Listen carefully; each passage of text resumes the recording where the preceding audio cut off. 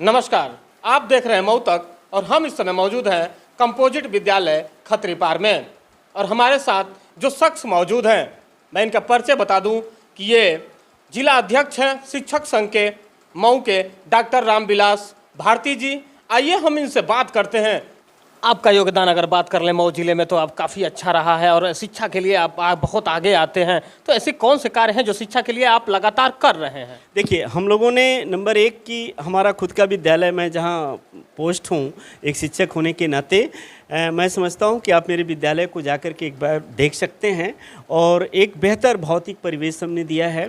जो सारे अत्याधुनिक जितनी भी सुविधाएं हैं वो हमने कोशिश किया है कि दे सकें, जिससे कि हमारे आसपास बहुत से कन्वेंट स्कूल हैं और उनके बच्चों का हमने इस बार एडमिशन किया और लगातार मैं एडमिशन कर रहा हूं। इसका मतलब कि उसमें कुछ बेहतर हम लोगों ने काम किया है।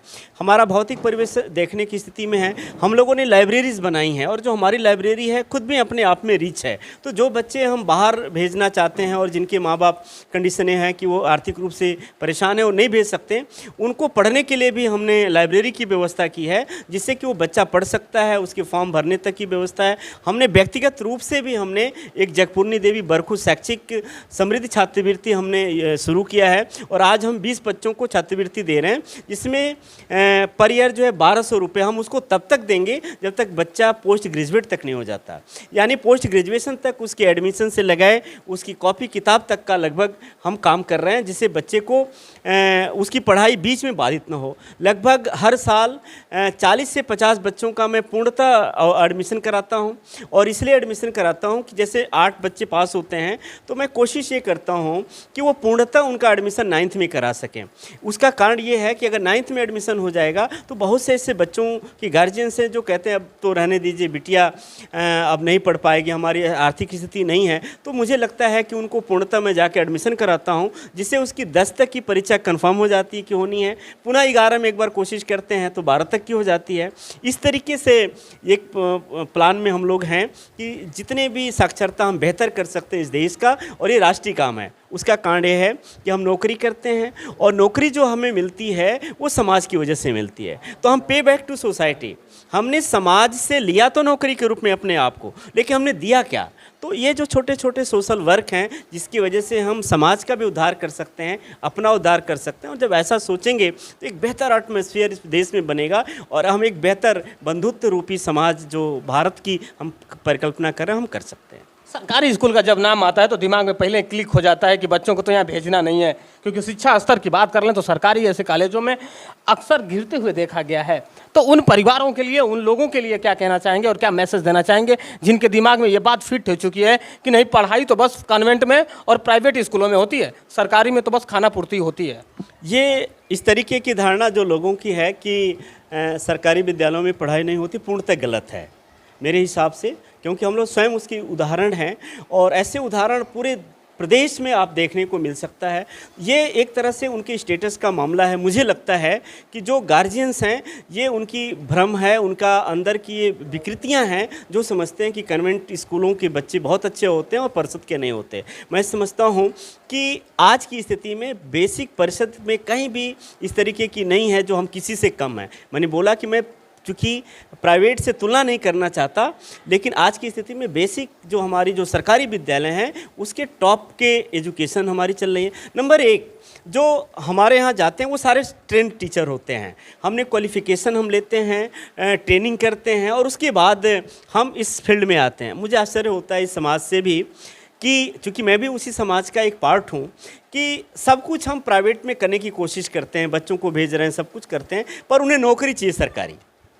तो आखिर सरकारी में कौन सी ऐसी चीज़ें हैं जो आप नौकरी तो सरकारी करना चाहते हो पर काम नहीं करना चाहते, प्राइवेट के रूप में काम करते हो? मैं समझता हूँ कि अगर सरकारी इन विद्यालयों को ठीक कर दिया जाए, सरकारी हॉस्पिटलों को ठीक कर दिया जाए, अगर सरकारी हमारे विद्यालय ठीक होंगे तो क्यों किसी बड़े स्कूलों में 1000 रुपये दे करके फीस पड़ेगा?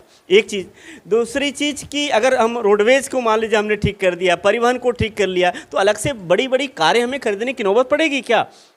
नहीं पड़ेगी। अगर हमने हॉस्पिटल को ठीक कर दिया, सरकारी तंत्र है और हम समय से सब कुछ कर रहे हैं और अत्याधुनिक सारी फैसिलिटीज़ गवर्नमेंट दे रही है, अगर हमने उसको लागू कर दिया तो मुझे नहीं लगता कि बड़े बड़े प्राइवेट हॉस्पिटलों में जाकर के धन व्यय करने की ज़रूरत होगी। सवाल तो सवाल तो यहीं पे खड़ा हो जाता है कि लोग तो ये भी कहते हैं कि जो सरकारी शिक्षक हैं, जो मोटी मोटी पगार ले रहे हैं सरकार से, इनके बच्चे खुद प्राइवेट स्कूल में जाते हैं, तो हम काहे को अपने बच्चे को भेज के हाँ, सरकारी में अपना। आपका एक बड़ा सवाल है।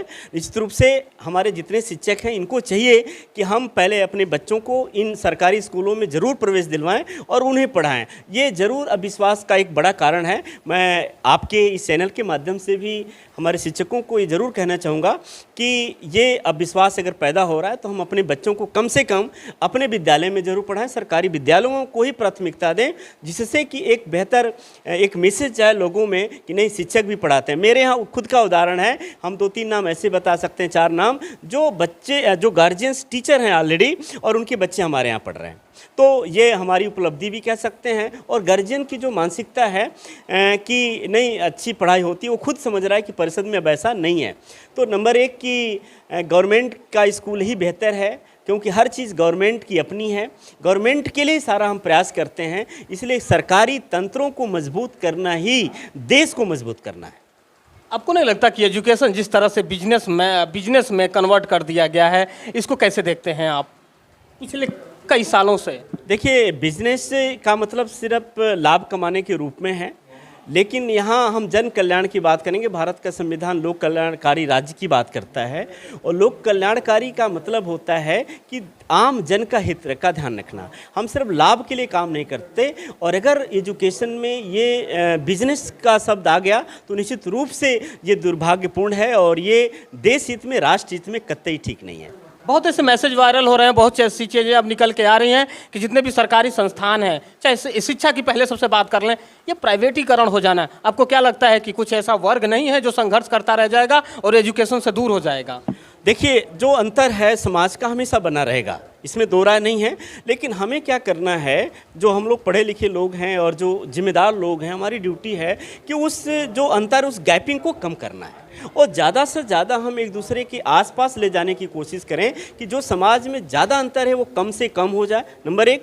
दूसरी बात, इस बात को भी हमें ध्यान रखना है कि जो अंतर दिख रहा है उस अंतर को ये हमारे जो नौकरी पेशे वाले लोग हैं वो भी पूरा कर सकते हैं। जो थोड़ा सा भी लगता है कि नहीं समाज का हित करना चाहिए, तो अपनी नौकरी का कुछ हिस्सा समाज में लगाएं, क्योंकि अधिकारियों का एक बड़ा सहयोग है। अधिकारी, शिक्षक और अभिभावक और बच्चे, ये एक ऐसा गठजोड़ है जिसे एक बेहतर एकेडमिक एटमॉस्फेयर डेवलप किया जा सकता है।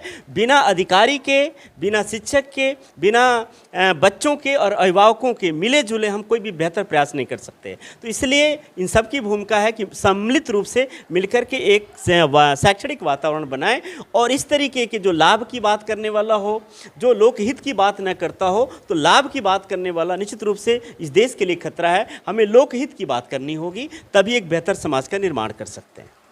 तो ये थे शिक्षक संघ के जिला अध्यक्ष डॉक्टर रामविलास भारती।